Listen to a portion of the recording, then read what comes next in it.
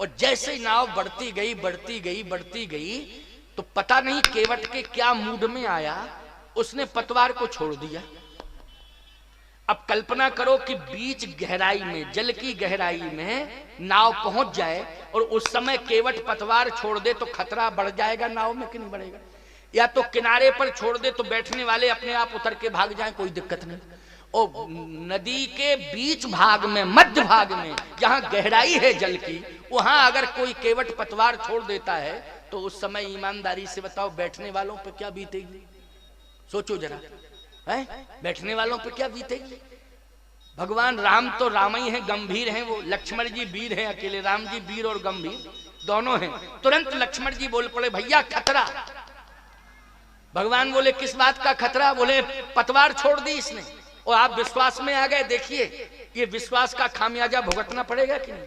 भगवान बोले क्या होगा? बोले पतवार छोड़ दी, अब नाव बीच भंवर में और चक्कर काट रही है, और चक्कर काटते काटते कहीं नदी का जल नाव में आ गया तो नाव डूब जाएगी। भगवान बोले अच्छा नाव डूब जाएगी? कहा देखो भैया, लक्ष्मण जी जीवाचारी है। क्या है? जीवाचारी है। इसलिए जीव को मृत्यु का भय सताता है। किसका भय सताता है? मृत्यु का भय सताता है। लेकिन अज्ञानी जीव, जब परमात्मा के चरणों की सन्निधि तुझे मिल गई है तो मृत्यु के भय से तुझे मुक्त हो जाना चाहिए कि नहीं हो जाना चाहिए? बोलो हो जाना चाहिए कि नहीं? लेकिन लक्ष्मण का अस्तित्व, व्यक्तित्व साधारण नहीं है। लक्ष्य मनः यस्य सह लक्ष्मण, जिसका लक्ष्य भगवान के चरणों में ही लगा हो वो लक्ष्मण है। बोलो है कि नहीं? लेकिन आज ये लक्ष्मण कौन सा लक्ष्मण है जो भयभीत हो रहा है? ये कौन सा लक्ष्मण? क्या वो लक्ष्मण नहीं है जिस लक्ष्मण ने सबका त्याग कर दिया, भगवान के चरणों का त्याग नहीं किया? बोलो सबका त्याग करके आए हैं, किसकी सेवा करने का लक्ष्य लेके आए हैं? भगवान के चरणों की सेवा का लक्ष्य लेके आए हैं। लेकिन ये भगवान की लीला है। ये क्या है? भगवान की लीला है। और लीला में प्यारे संसार वालों को भगवान प्रेरणा दे रहे हैं कि अब देखो, भक्ति की महिमा को बढ़ाने के लिए आज लक्ष्मण जी को मुखर बना दिया, और लक्ष्मण जी को मुखर बना के ये प्रेरणा दे रहे हैं कि तुम बोलो बोलो बोलो। क्योंकि महिमा किसकी बढ़ानी है? जल्दी बोलो। भक्त की महिमा बढ़ानी है ना। तो भगवान भक्ति की महिमा बढ़ाने के लिए पता नहीं कितने प्रकार की लीलाएं करते हैं। आज भगवान लीला कर रहे हैं। भगवान ने कहा लक्ष्मण अगर पतवार छोड़ दिए तो कहे नाव का डूबने का डर है। तो लक्ष्मण केवट से कहो ना। केवट से कहा लक्ष्मण जी ने, ना पतवार पकड़, पतवार पकड़, नाव डूब रही है, पकड़ पतवार। केवट बोला कौन सी पतवार, कौन सी नाव? अरे नाव यही नाव जिसमें हम बैठे हैं, पतवार तेरे हाथ में थी।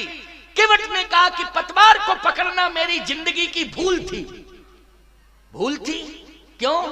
इसलिए भूल थी कि सारे संसार की पतवार परमात्मा के हाथ में, और मैं कितना अज्ञानी हूं कि परमात्मा की पतवार मेरे हाथ में। मैं अज्ञानी हूं, इसलिए भूल हो गई, मैंने पतवार को फेंक दिया। भूल हो गई, क्षमा करो प्रभु, क्षमा करो प्रभु।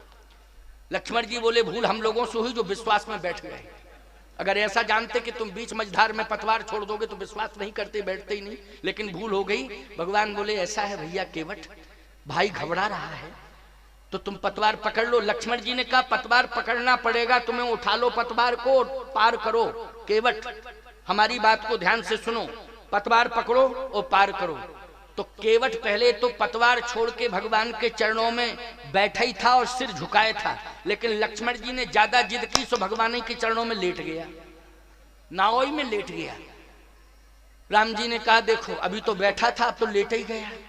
लक्ष्मण जी बोले ये लेटने वाली जगह है नाव, तुम लेट गए हो।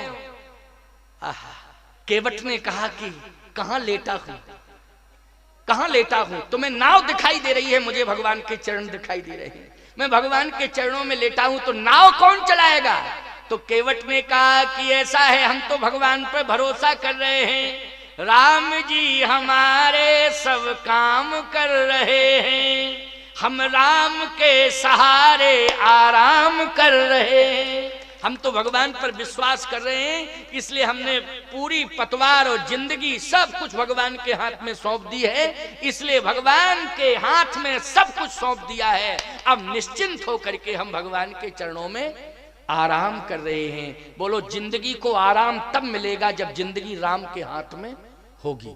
जिंदगी राम के हाथ में होगी तो जिंदगी को आराम मिलेगा। आराम की तलब है तो एक काम कर, आराम की शरण में आराम राम कर। भगवान की शरण में जाना पड़ेगा। तो केवट को विश्वास है किस पर? बोले भगवान पर विश्वास है, इसलिए पतवार उसने नहीं पकड़ी। अब नाव जो है भंवर में चक्कर काटने लगी। अब चक्कर काटे तो लक्ष्मण जी ने कहा भैया आप तो भंवर में चक्कर काट रही है, केवल जल, गंगा जी का जल जैसे ही नाव में आएगा और नाव गंगा जी के अंदर चली जाएगी, डूब जाएगी। भगवान बोले केवट, नाव ने बहुत चक्कर काट लिए हैं, अब तो पतवार ले ही लो। केवट कहता पहले ये बताओ चक्कर कितने कटे? भगवान राम ने कहा लक्ष्मण कितने चक्कर काटे नाव ने? लक्ष्मण जी बोले हम नाव देख रहे हैं, वो चक्कर गिन रहे हैं।